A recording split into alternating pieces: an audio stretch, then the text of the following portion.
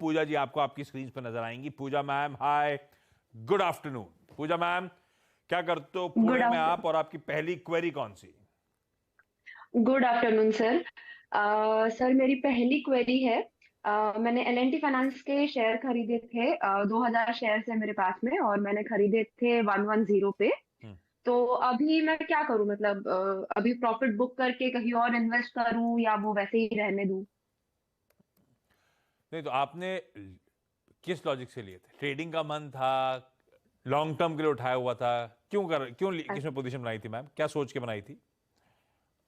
Sir मैंने long term के हिसाब से ही लिया था। मैं बहुत ज्यादा ऐसा ट्रेडिंग करती नहीं हूँ। मोस्टली ऐसा था कि अगर थोड़े साल बाद मुझे कुछ एक अच्छा अमाउंट मिले तो वो मैं कहीं और इन्वेस्ट कर सकूं। हाँ, और अब अच्छा लग रहा है देख के, 22 रुपए यही अच्छा अमाउंट था? हाँ। तो गोल अचीव हो गया है, मुनाफा बाल लेना चाहिए। लेकिन फिर भी रचना जी बताएंगे। Rachna ji, L and T finance holding बढ़िया 22 रुपए का प्रॉफिट, बढ़िया 2000 क्वांटिटी, क्या करूं?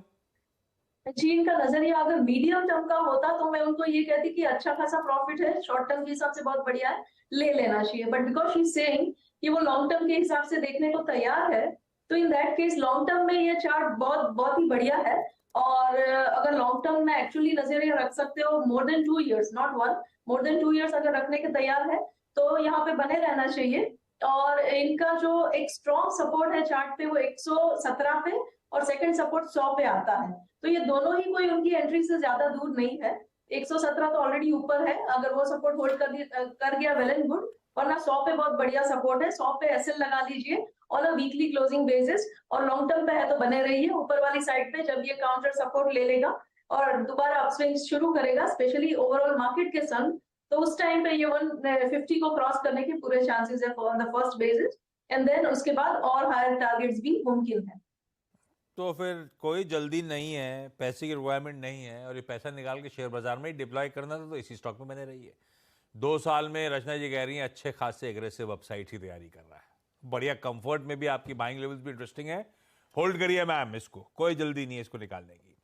जमशेदपुर जा रहा हूं, आनंदिता आर्या स्क्रीन पे। Anandita ma'am hi, good afternoon hello ma'am. Sir. Sir, ma'am कब से शेयर बाजार से जुड़े हो और क्या करते हो आप जमशेदपुर में? मेरा खुद का क्लिनिक है sir. I am homeopath doctor. कौन सी डॉक्टर? होम्योपैथ। होम्योपैथ, अरे वाह। यस। होम्योपैथ में सबसे अच्छी चीज लगती है आपकी जो दवा देते हो व्हाइट वाली, जिस पे ड्रॉप डाल के। जी जी जी। मैं कैसे इलाज कराऊं, फोन पे हो जाता है क्या इलाज? हाँ बिल्कुल सर, जरूर हो चलो अपनी जाएगा। तो सेट हो गया लाइफ, ठीक है। अनिता मैम पहला सवाल कौन सा?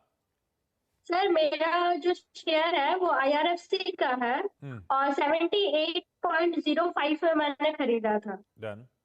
और अभी मैं क्या करूँ उसका? नहीं तो अनिता मैम ये, 1314 शेयर है मेरे पास।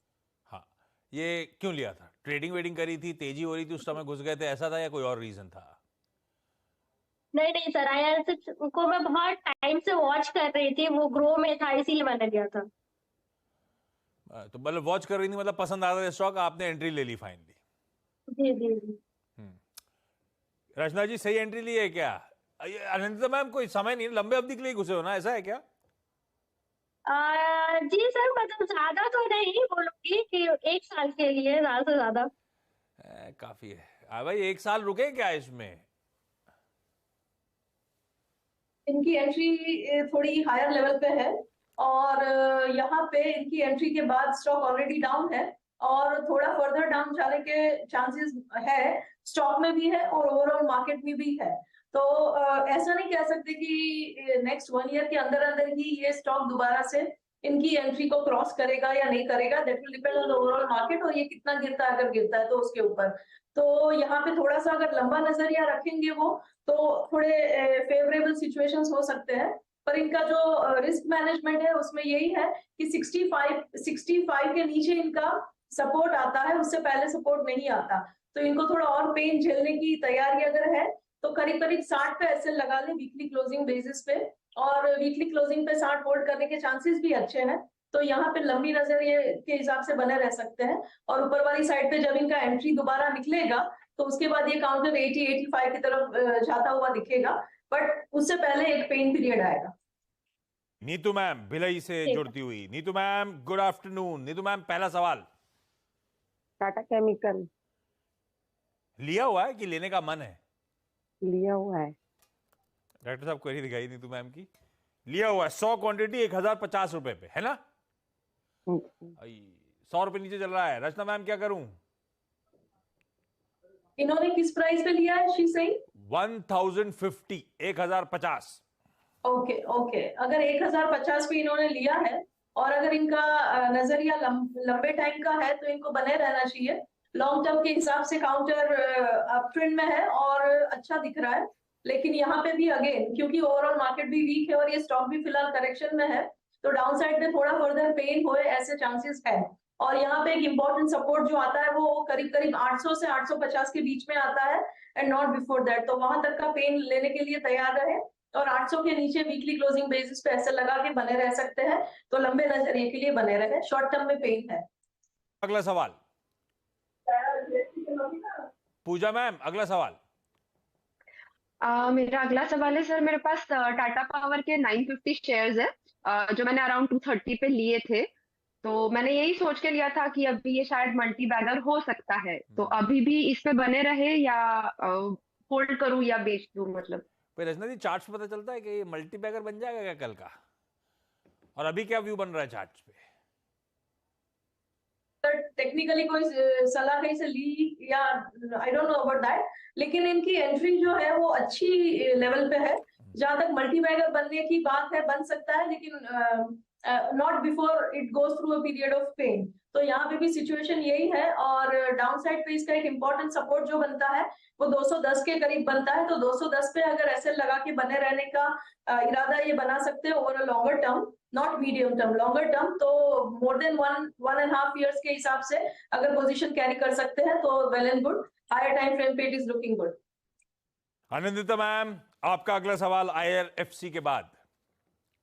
सर नहीं, एक्चुअली मेरा IRC पे और एक सवाल भी है कि डिविडेंड आने वाला है उसमें, हाँ तो सर कहाँ तक कितना तक आएगा, कुछ आइडिया? भाई रचना जी जवाब दीजिए, कितना डिविडेंड आएगा?